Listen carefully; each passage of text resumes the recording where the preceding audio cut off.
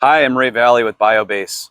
I have my Lowrance BioBase kit here, and I want to show you a little something with the external GPS antenna that this comes with.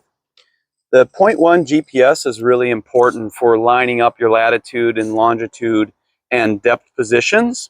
But one of the things that people often overlook is that there's a little arrow on top of the GPS puck.